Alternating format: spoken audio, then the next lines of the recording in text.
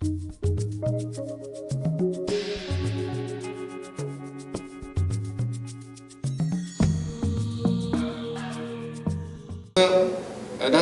Paduka Professor Muhammad Abu Bakar will be speaking on Palestine post-Cold War. Now, Datuk Professor Muhammad Abu Bakar is currently with the University of Malaya. He's a distinguished scholar who has held several positions in many parts of the world as a visiting scholar to many noted universities. He has written many books and of course many articles on international affairs and particularly on Muslims in Palestine and other oppressed parts of the world. Of course, his biodata is quite long and I do not want to take too much of time reading the whole description of his achievements. I would just like to give him more time to talk on this issue. So without much ado, I would like to call Dr. Paduka Professor Muhammad Bakar to deliver his speech. Assalamualaikum warahmatullahi wabarakatuh. Brother Chairman, honorable panelists and distinguished guests, ladies and gentlemen. I've been made to speak on the subject of post-Cold War Palestine. And for the purpose of those who may not be able to follow me in English, we have already distributed the Malay version of it, and hopefully everybody is concerned is already equipped with that. While it is very much in order, while it is very right for us to be preoccupied with the problems on the ground, with the struggle in Palestine itself, with the Arab unity, and so on and so forth. We also have to look at the larger picture, the so-called international security architecture, the global configuration of power of the moment, the so-called New World Order. Without understanding this reality, the larger picture, we may not be able to really mobilize the forces on the ground. We may not be able to understand the problems at hand, the dynamics that have been working either in the Arab world or beyond. And that is very crucial. Earlier on, before the collapse of the Soviet Union, the end of international communism, we have been living in what is now referred to as the period of the Cold War. A period of ideological confrontation between the East and the West, between America and its followers on the one side, and the Soviet Union and its followers on the other. And because of that balance of power, balance of terror situation, many countries, including the Arab world, stood to benefits. The Arab countries of Egypt, of Syria, and Muslim countries of Iran and Turkey, and so on and so forth, were able to have greater strategic value as a result of the ideological conflict between the East and the West. Both sides, the American side and the Soviet side, were all vying for support among third world countries, among the Arab nation. So in the circumstances of that time, when Muslim countries had greater strategic value, they were courted, they were befriended, and in that situation, they were able to have greater leverage when it came to fighting for the Palestinian. They were getting higher arms from both the Soviet Union and the Americans. They were getting moral and material support across the globe, just because they were strategically important to both the West and the East. That is number one. Number two, during the Cold War era, the third world countries also were all championing the cause of the Palestinian because it benefited them. Because they knew that by going together with the Palestinian, they would become popular among the newly liberated people of the third world. So you have had that also. But with the collapse of the Soviet Union and the end of international communism, it ushers in a new period called the end of the Cold War, ushered in a period called the New World Order, which has become very much an American international order. The new order, or the post-Cold War period, also is characterized by the lack or the failure of the West to really do something in order to leverage development, in order to champion the have-less and have-nots among the world, in spite of the promises of the peace dividend to those others apart from the West. Now, the Muslim countries, including the Arab nation, no longer have the same strategic value. They are now on the receiving side. The American and the West could, with impunity, bulldoze them, fertilize them, victimize them, all because they no longer command their respect. They no longer have a great strategic value of before.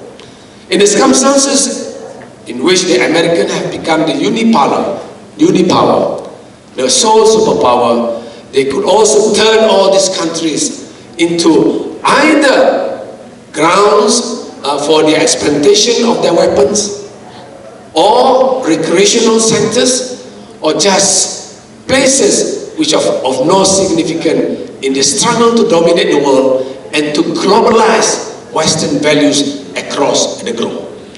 So, because of the collapse of the Soviet Union and because of the end of international communism, these various countries, including the Arab nation, have lost their strategic value, and in the circumstances they are now, they are not able to confront Palestine as they have done before. At least they have gone through the four wars: the 1948 war, the 1956 war, 1967 war, and the 1993 war. At that time, they were showered with support. They were given helps in the forms of arms by the Soviet Union, and so on and so forth. That is number one. Number two, in the circumstances of the post-Cold War era now, the Arab states are in shambles. There are divisions not between nations, but also within nations of the Arab countries themselves.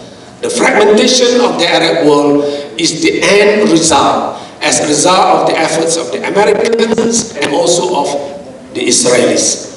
So in the situations where we are now, we have sectarianism in Egypt, in Syria, in Iraq. And those countries which were able to live to the challenge of the American were simply overcome through wars, as in the case of the invasion of Iraq and so on and so forth, as in the case of the invasion of Libya and so forth and so forth.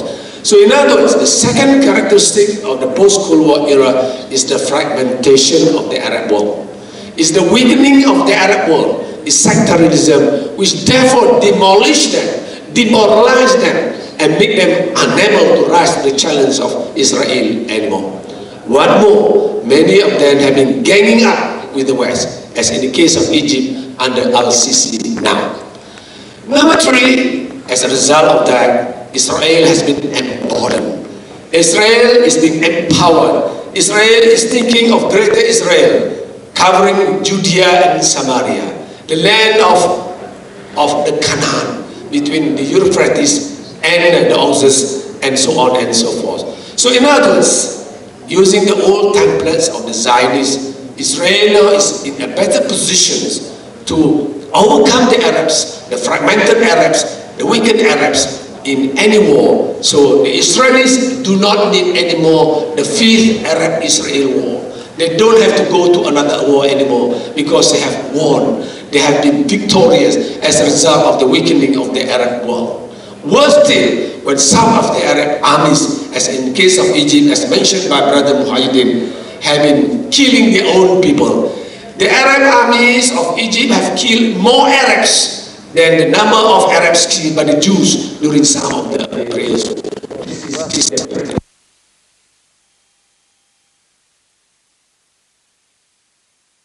How to go about creating a new larger picture? This is the solution. A, with rise to greater positions among certain other countries apart from the West, including Russia, China, and so on. We have to make sure that these countries are able to come up, rise to the challenge, and become a countervailing factor, a counterweight to the West, to the American, so that Muslim countries once again are able to acquire the old strategic value. We have to support them, not because we love them, but because we want them to be a challenge to the American, to the West. We have to do it by some form of imagination. We have to think of the larger picture. Secondly, we have to globalize international peace movement, the way we have done in the case of the Gaza flood. The position of the population of Gaza, when many people, many peace groups, NGOs across the globe converging on Gaza in order to alleviate suffering people there, to overcome the aids, so that the predicament that has befallen the Gazans are erased. There is no way we have to mobilize it. We should allow the Israeli lobby to mastermind everything, to control everything in the United States, thereby equating the Palestinian struggle to that of a terrorism, and so on and so forth. So far they have been able to achieve that, so much so that younger generations of Muslims are equally taken by it, so much so that they are no longer supportive of the Palestinian cause. So at the international level also, we need to imbue this generation by this consciousness of the need not only to be united, but also of the history of the Palestinian struggle, as alluded earlier by Brother Mohd and so on and so forth. And number three, like it or not, is the Palestinians, who at the end of the day, the crux, who should constitute the core in the struggle itself. We have to help them morally and materially. So, in other words, if at all we are able to band together these three forces at work, A, at the international global level, by reconfiguring the international order, two, by marshalling the international forces, the NGOs and so on, so that the picture about Palestine is being painted in a positive light. And number three, if we are able to continue supporting the Palestinian in their own rights, in their own land, inshallah, with the convergence of these factors, we should be able to persist in our struggle. Of course, right now, after 66 years of Israeli rule in Palestine, we have not been able to rise to the challenge. But that in no way means that we should be at a loss as a result of that.